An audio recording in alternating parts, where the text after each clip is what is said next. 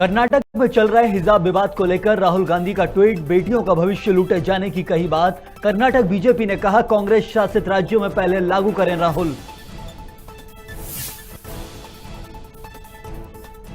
पंजाब चुनाव में कांग्रेस की फिर बड़ी मुश्किलें, सिद्धू और चन्नी के बीच 2.5 साल सीएम बनने का रखा फॉर्मूला। कैप्टन अमरिंदर के जाने के बाद उसी दोराहे पर पहुंची कांग्रेस।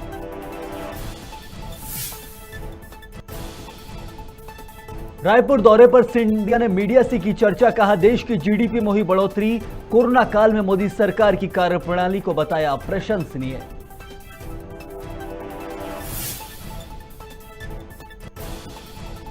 अंबिकापुर में नाबालिग के साथ हुआ दुष्कर्म, 6 नाबालिगों ने मिलकर इस भयावह घटना को दिया अंजाम।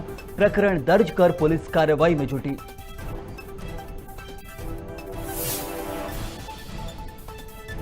और दमोह में अतिक्रमण हटाने बुलडोजर लेकर पहुंचा प्रशासन, आक्रोशित ग्रामीणों ने प्रशासनिक अमले पर की पत्थरबाजी, जान बचाने मशीन लेकर रफूचक्कर हुआ चालक।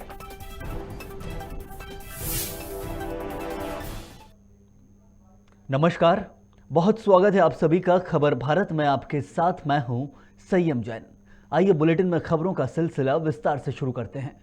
राजधानी भोपाल में कांग्रेस मीडिया विभाग के प्रदेश महामंत्री के मिश्रा ने प्रेस कॉन्फ्रेंस की, जहां उन्होंने सीएम शिवराज सिंह चौहान और केंद्रीय मंत्री ज्योतिरादित्य सिंधिया पर तंज कसते हुए कहा कि मध्य प्रदेश में 2 सीएम हैं, शिवराज क्रेता सीएम और सिंधिया विक्रेता सीएम।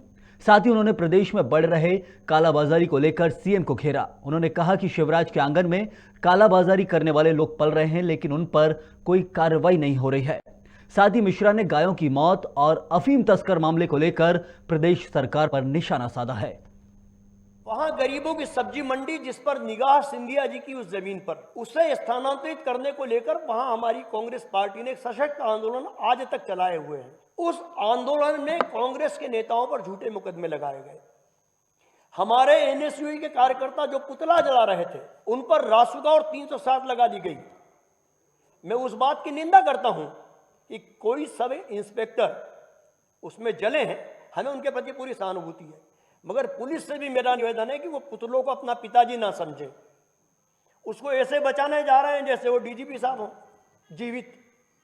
तो सरकार की इतनी चमचागिरी ना करें। हम चाहते हैं कि सब इंस्पेक्टर साहब जल्दी स्वस्थ हों, मगर इस देश में हाईकोर्ट के कई फैसले हैं, उन फैसलों में पुतले जलाने को अपराध नहीं माना गया है।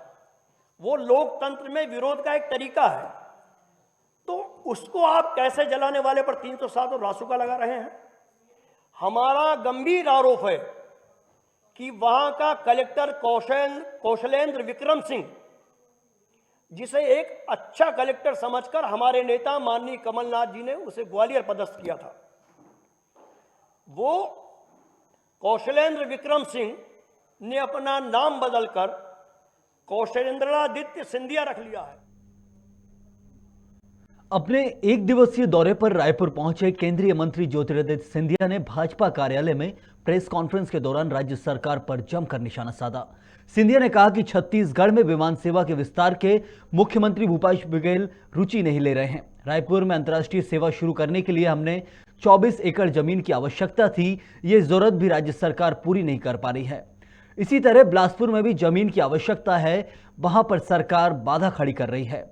छत्तीसगढ़ में विमान सेवा के विस्तार के लिए सिंधिया ने राज्य सरकार और भूपेश बघेल के ऊपर जमकर निशाना साधा है।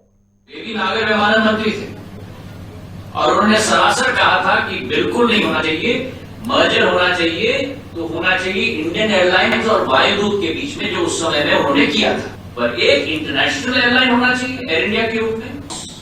82,000 करोड़ जो मर्जर के पहले कंपनी प्रॉफिट में होती थी। आंकड़ा नंबर 1। आंकड़ा नंबर 2, इन 14 सालों में 55,000 करोड़ रुपए की एयरपोर्ट है, 250 एकड़ की। हमने ये निश्चय किया है कि उड़ान के अंतर्गत एटीआर की सुविधा के अनुसार उसे हम लोग उड़ान की योजना में हम डालने की हमारी विचारधारा है। लाइसेंसिंग अभी लंबित है अंबिकापुर की एयरपोर्ट। दमोह जिले के बटियागढ़ थाना क्षेत्र में लगातार अवैध कब्जाधारियों पर प्रशासन का शिकंजा कसा जा रहा है। जहां इन कब्जा करने वालों के ऊपर प्रशासन बुलडोजर चलाकर कब्जा हटाने की कार्रवाई कर रहा है। इसी तहत बटियागढ़ के शाहजादपुरा में भी प्रशासन बुलडोजर लेकर पहुंचा, जहां राजस्व अधिकारियों और ग्रामीणों के बीच वाद विवाद की स्थिति उत्पन्न हो गई, जिसके बाद गांव के लोगों ने जेसीबी मशीन के ऊपर पथराव शुरू कर दिया। हालांकि भगदड़ मचने के बाद पुलिस ने रुकने की काफी कोशिश की, लेकिन जेसीबी चालक अपनी जान बचाने के लिए बुलडोजर लेकर तुरंत ही रफू चक्कर हो गया। वहीं तहसीलदार ने कहा कि प्रशासनिक अमले के साथ पथराव करने वाले लोगों को चिन्हित कर कार्रवाई की जाएगी।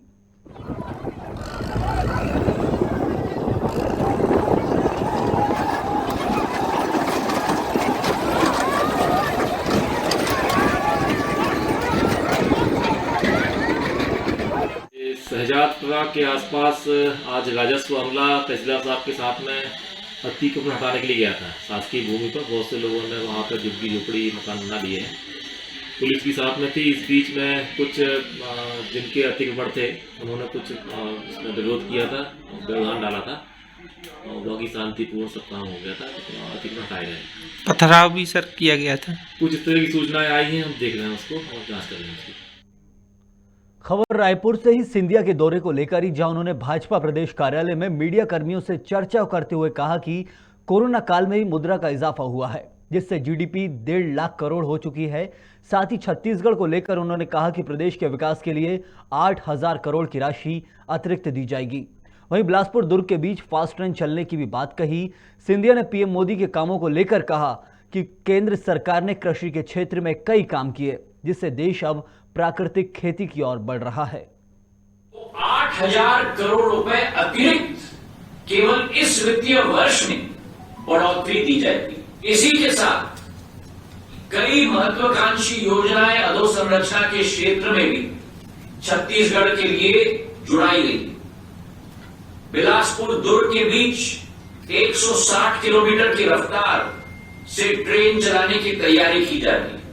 छत्तीसगढ़ के लाखों किसानों के लिए किसान सम्मान निधि के आधार पर 1800 करोड़ रुपए से अधिक राशि की आवंटन की जा रही है, ताकि सीधे सीधे उनके खाते में पहुंच। राजगढ़ जिले के जीरापुर में प्रजापति ब्रह्म कुमारी केंद्र ने बसंत पंचमी कार्यक्रम का आयोजन किया, जिसमें समाज सेवी तरुण कुमार चौबे, विवेकानंद केंद्र कन्याकुमारी के जिला प्रमुख संजय सिंह पवार और सीएमओ देव नारायण दांगी सहित कई कार्यकर्ता मौजूद रहे। वहीं इस मौके पर चौबे ने कहा कि शहर में ध्यान और अध्यात्म के लिए बरसों से कार्यक्रम चलाए जा रहे हैं। हम सब के जीवन का मूल्य उद्देश्य मन की शांति और आनंद के साथ रहना है। चाहे वो पढ़ाई लिखाई का हो या हमारे रोजगार का हो, हमारी आजीविका का हो, या कोई किसी का हमको सहयोगी करना हो, या कहीं पे भी हमको किसी तरह का कोई काम करना हो, तो जब तक हमारा उसमें ध्यान नहीं होता है तब तक वो काम अपने परिणाम पे नहीं पहुंचता है। उस सरस्वती की साधना आवश्यक है, और वो सरस्वती कहाँ है तो वो हमारे मस्तिष्क में है। इसलिए हम ध्यान के माध्यम से उस सरस्वती तक पहुंच सकते हैं। बिलासपुर में बीते दिनों शिक्षकों की मनचाही पोस्टिंग के लिए सौदा कर रहे शिक्षक का ऑडियो वायरल हुआ था, जिसमें वह शहर के स्कूल में पोस्टिंग के नाम पर 90,000 की रिश्वत मांग रहा था। वहीं वायरल ऑडियो के बाद पुलिस ने मामले में भ्रष्टाचार निवारण अधिनियम की धारा 7 के तहत एफआईआर दर्ज कर शिक्षक को सिविल लाइन पुलिस ने गिरफ्तार कर लिया है। वहीं शिक्षा विभाग ने शिक्षक पोस्टिंग के वायरल ऑडियो संबंधित समाचार को गंभीरता से लेते हुए आदेश जारी कर शिक्षक नंद कुमार साहू को तत्काल प्रभाव से निलंबित कर दिया। सिविल लाइन थाने में एफआईआर पंजीकृत की गई है, जिसमें कि जो कुछ समय पूर्व शिक्षक नंद कुमार साहू के ऑडियो वायरल होने के संबंध में मीडिया के माध्यम से जानकारी प्राप्त हुई थी।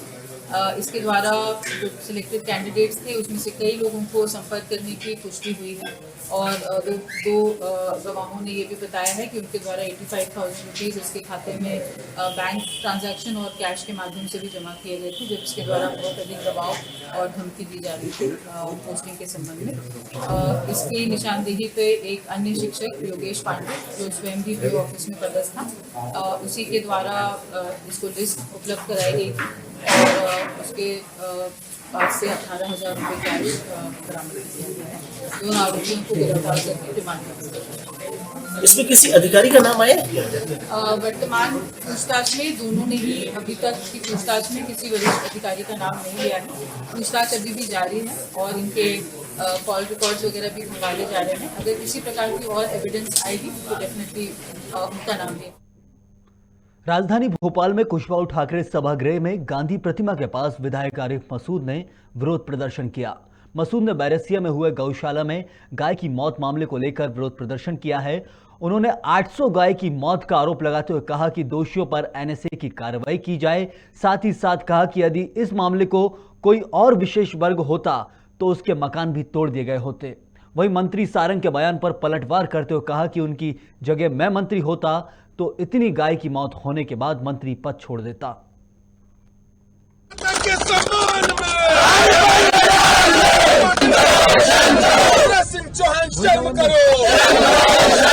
5 से 6 दिन हो गए 800 गौ माताएं दफनाई गई। सरकार मौन है, शिवराज सिंह जी मौन है, मंत्री मौन है। बातें टालने के लिए इधर उधर की बातें कर रहे हैं, गाय बजाय कुछ भी बयान दे रहे हैं। शर्म आना चाहिए। गौ माता की पूजा करते हैं, गौ माता को बड़े उससे फोटो चलाते हैं, चूमते हुए दुलारते हुए। मेरा उनसे सवाल है कि 800 गौ हत्या करने वाले पे कार्रवाई रासुका की क्यों नहीं हुई? उसका मकान क्यों नहीं ढाया गया? और अगर उसका संरक्षण है तो फिर इतना सीना चौड़ा करके बोले सरकार कि हाँ उसको हमारी पार्टी का हमारा संरक्षण है। ये भेदभाव, ये पक्षपात कब तक चलेगा? देश में नफरत फैलाने वाले लोगों से मेरा सवाल है कि एक गाय अगर रोड पर जा रही होती है और एक व्यक्ति टकरा जाता है तो उस इंसान को उस जानवर से ज्यादा बुरी तरह से सड़कों पर मारते हुए मंजर हमने आंखों से देखे। अंबिकापुर में 7 साल की नाबालिग के साथ दुष्कर्म का मामला सामने आया है, जहां 6 नाबालिगों ने सामूहिक दुष्कर्म की घटना को अंजाम दिया। पुलिस के मुताबिक दिल दहला देने वाली इस घटना का कारण कहीं न कहीं सोशल मीडिया और खासतौर पर मोबाइल है। आज के दौर में बच्चे इस तरह की चीजें फोन में देखकर सीखते हैं, जिसको लेकर पुलिस ने कहा कि अभिभावकों को अलर्ट रहने की आवश्यकता है ताकि बच्चे मोबाइल से काम करना सीखें, अपराध नहीं। फिलहाल पुलिस ने परिजनों की शिकायत पर मामला दर्ज कर आगे की कार्रवाई शुरू कर दी है। घटना तो तकरीबन पिछले 2-3 महीने पूर्व की है एक्चुअल में, और धीरे से अभी उजागर हुई है उसमें वो। और जितना अभी हम लोग को जानकारी मिला है कि हो सकता है कि बच्चे खेल कूद के दौरान ही सब घटना हो गई है, और बाकी तो हो सकता है इसमें जो वीडियोस वगैरह चलते हैं बहुत सारे सोशल मीडिया में, उनका भी, और जो बच्चे देखते हैं आजकल, हो सकता है उसका भी इन्फ्लुएंस हो उन पे, जिसकी वजह से इस प्रकार की घटना हुई है। पुलिस किस तरह की मैसेज देना चाहेगी अभिभावकों को मोबाइल? हाँ, और निश्चित रूप से इसमें अभिभावकों की जिम्मेदारियां भी तय की जानी चाहिए इस प्रकार की घटना में, कि नाबालिग बच्चे उनकी नज़र में से कैसे बच निकल कर के इस प्रकार की घटना कर दे रहे हैं। और जो आजकल मोबाइल में देखने का चलन बढ़ा हुआ है सभी बच्चों में, उस पर भी हम आपके माध्यम से रिक्वेस्ट करेंगे सभी अभिभावकों को कि अपने बच्चों को कम से कम वीडियो, मतलब अगर देख रहे हैं तो आप अपनी नज़र में दिखाएं कम से कम। बिलासपुर में नशे के कारोबार को लेकर नारकोटिक सेल और सरकंडा पुलिस ने संयुक्त कार्रवाई की है, जहां 3 आरोपियों को गिरफ्तार किया गया है और उनके पास से प्रतिबंधित MDMA, मोली, मैंडी और पिंगिस जैसे दवाइयों को जब्त किया गया है, जिसकी कीमत लगभग 60,000 बताई जा रही है। नारकोटिक सेल को मुखबिर से सूचना मिली थी कि एक संदिग्ध व्यक्ति नशीली दवाइयों को लेकर बेचने की फिराक में घूम रहा है, जिसके बाद पुलिस ने आरोपी को गिरफ्तार किया।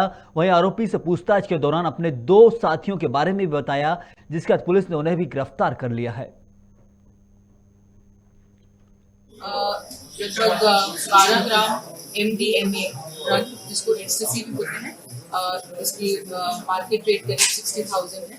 ये 3 आरोपियों के कब्जे से बरामद हुए हैं। तीनों ही आरोपी वर्तमान में रायपुर में निवास करते हैं, और इसमें से एक जो मुख्य आरोपी है आकाश भारद्वाज, ये पहले दिल्ली में रहता था, और दिल्ली से ही जो सप्लाई नेटवर्क है उसके माध्यम से दिल्ली से इसके द्वारा ड्रग्स मंगाई जाती थी, और रायपुर बिलासपुर में कंज्यूमर्स के नेटवर्क को बढ़ाए जाने का प्रयास किया। केंद्रीय नागरिक उड्डयन मंत्री ज्योतिरादित्य सिंधिया अपने आज 1 दिवसीय दौरे को लेकर रायपुर पहुंचे थे, जहां रायपुर एयरपोर्ट पर भाजपाइयों ने उनका भव्य स्वागत किया। इस दौरान सिंधिया ने राहुल गांधी के 2 भारत वाले बयान पर पलटवार करते हुए कहा कि देश को 2 भागों में बांटने वाला बयान भारत का कोई नागरिक नहीं दे सकता। उन्होंने कहा कि मेरा देश भारत है, मेरा देश एक है और मेरा देश एक परिवार है।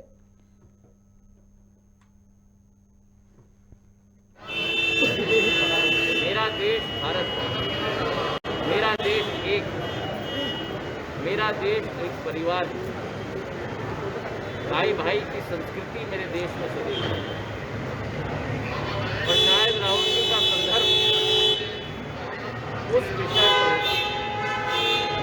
कि 2014 के पहले एक देश था जहाँ प्रगति नहीं होती थी, विकास नहीं होता था, केवल भ्रष्टाचार होता था और इकोनॉमिक मिसमैनेजमेंट होता था मोदी जी के पहले।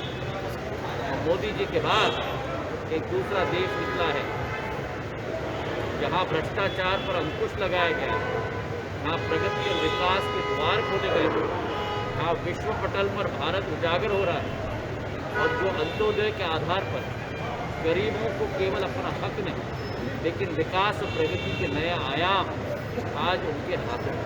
बहुत बहुत धन्यवाद। खबरों में फिलहाल इतना ही। खबरें खबर भारत में लगातार जारी हैं। आप बने रहिए खबर भारत के साथ।